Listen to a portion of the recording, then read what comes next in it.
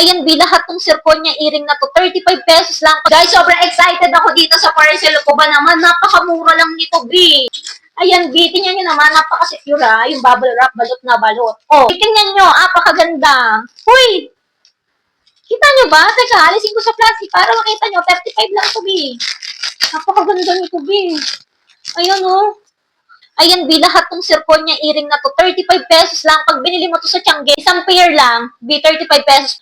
Pero dito nga, naka 35 pesos lang tong lahat ng to. 12 pairs na po ito, tong stud earrings po na ito, B. Pwede sa babae, pwede sa lalaki.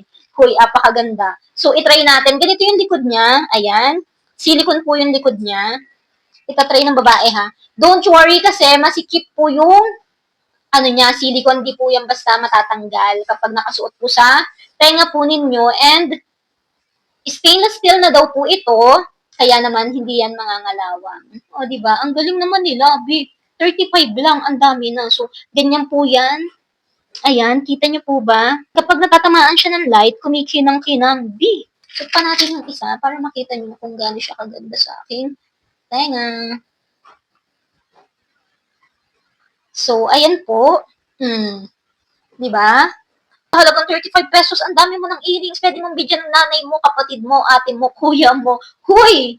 Kung gusto mo nito, ilalagay ko ang link sa aking basket. Yun lang. Thank you for watching, guys.